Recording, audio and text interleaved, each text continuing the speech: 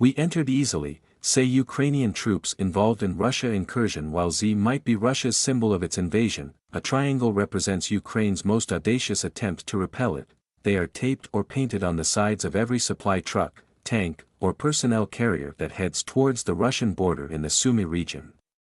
It's an offensive that has seized hundreds of square kilometers of Russian territory and palpably restored momentum and morale to Ukraine's war effort. The Russian official in charge of the border region of Kursk has spoken of 28 settlements under Ukrainian control and almost 200,000 Russians have fled their homes. Tomash has just returned from Ukraine's cross-border mission along with his comrade Accord, who nonchalantly says it was cool. Their drone unit had spent 2 days paving the way for the cross-border incursion. We suppressed the enemy's means of communication and surveillance in advance to clear the way. Exactly how much Russian territory has been seized is uncertain, although there is skepticism over Commander-in-Chief Alexander Syrsky's claim that 1,000 square kilometers is under Ukrainian control. Russia's defense ministry insisted on Tuesday that Ukrainian attempts to push deeper had been thwarted, but they have been proved wrong before. Whatever the reality, it appears Kyiv is committed to this military gamble. The level of activity in the neighboring Sumy region is something I haven't seen since the liberations of 2022, when there was a feeling of wind in Ukrainian sails. It's undoubtedly a welcome departure from the grinding war of attrition of the last 18 months, but to label it a success or failure would be premature. The goal of this offensive is unclear, although President Volodymyr Zelensky has spoken of targeting sites from which Russia can launch attacks on Ukraine and bringing a just peace closer. But it is evident Kyiv is deploying some of its best troops. Fit-looking soldiers gather around vehicles that match their muscularity. Most politely decline to talk. Some look exhausted. Over the Telegram messaging app, a soldier still in Russia tells us months of planning went into forcing Moscow to move troops from other parts of the front line in Ukraine. The element of surprise worked, he says. We entered easily with little resistance. On August 6, the first groups crossed at night in several directions. Almost immediately they reached the western outskirts of the city of Sudza, he adds. With operations like this, secrecy suits the soldiers carrying them out.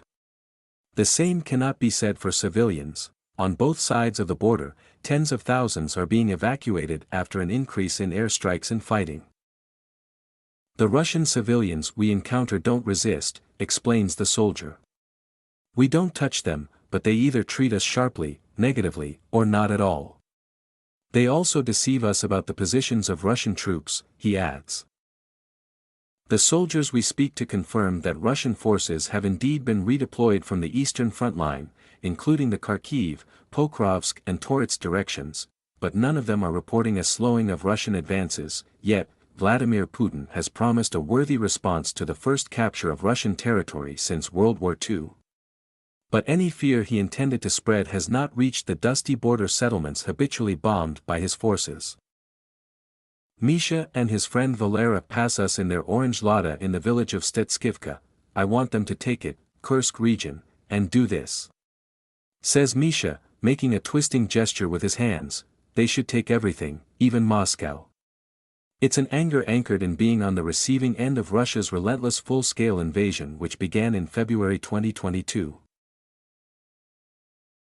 Russia attacked first, not us, chimes in Valera with his window down. Now our guys have responded and shown what we're capable of. We'd have captured it earlier if we'd had permission. Ukraine, it seems, finally has the western green light it had been yearning for to strike across the border. The stakes are still dauntingly high, as illustrated by new defenses being built on the outskirts of Sumy city.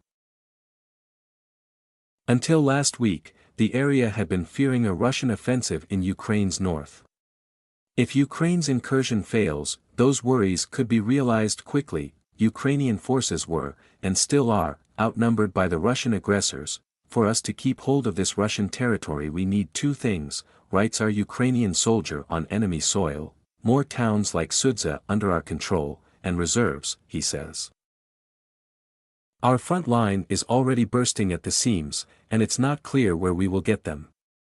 For Kiev, the logic or hope is that Russia is forced to switch focus from fighting on Ukrainian soil to its own. Some in Ukraine believe this counteroffensive could even boost its position in any future peace negotiations. It could equally push talks even further away.